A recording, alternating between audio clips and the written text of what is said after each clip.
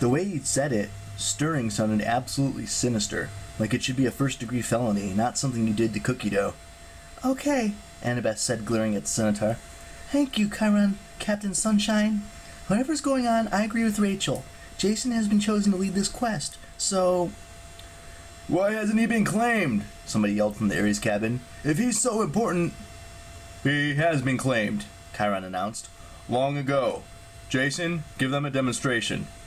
At first, Jason didn't seem to understand.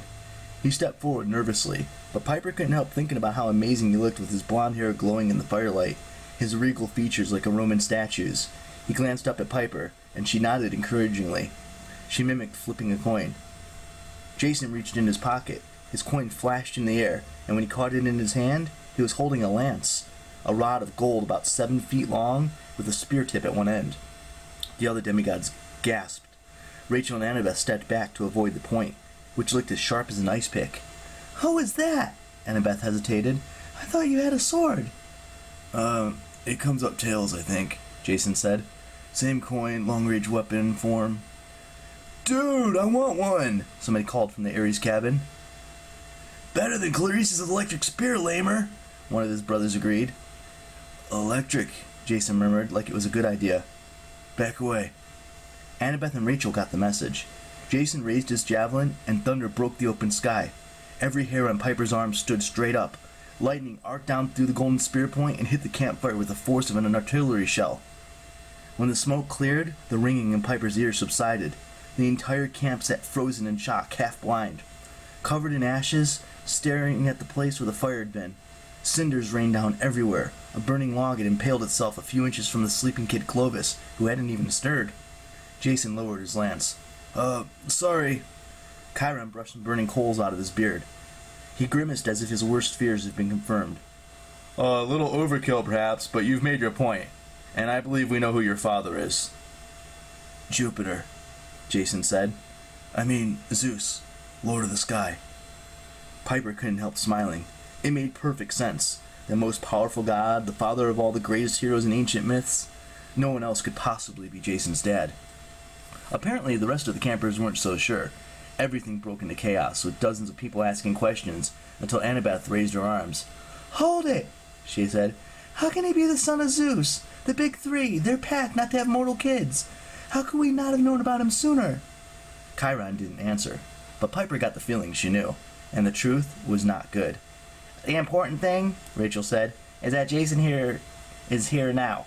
He has to fulfill his quest, which means he will need his own prophecy. She closed her eyes and swooned. 2 campers rushed forward and caught her. A third ran to the side of the amphitheater and grabbed a bronze 3-legged stool, like they had been trained for this duty. They eased Rachel onto the stool in front of the ruined hearth. Without the fire, the night was dark, but green mist started swirling around Rachel's feet. When she opened her eyes, they were glowing. Emerald smoke issued from her mouth. The voice that came out was raspy and ancient, the sound of a snake would make if it could talk. Child of lightning, beware the earth. The giant's revenge the 7 shall birth. The forge and dove shall break the cage, and death unleashed through Hera's rage. On that last word, Rachel collapsed, but her helpers were waiting to catch her. They carried her away from the hearth and laid her in the corner to rest. Is that normal? Piper asked. Then she realized she'd spoken into silence, and everyone was looking at her. I mean, does she spew green smoke a lot? God, you're dense, Drew sneered. She just issued a prophecy, Jason's prophecy to save Hera. Why don't you just... Drew, Annabeth snapped. Piper asked a fair question. Something about the prophecy definitely isn't normal. If breaking Hera's cage unleashes her rage and causes a bunch of death, why would we free her? It might be a trap, or maybe Hera will turn on her rescuers. She's never been kind to heroes. Jason rose. I don't have much choice. Hera took my memory. I need it back. Besides, we can't just not help the Queen of the Heavens if she's in trouble. A girl from the Festus cabin stood up. Nissa, the one with the red bandana. Maybe, but you should listen to Annabeth. Hera can be vengeful. She threw her own son, our dad, down a mountain just because he was ugly. Real ugly, someone snickered from Aphrodite. Shut up, Nissa growled. Anyway, we've got to think about why.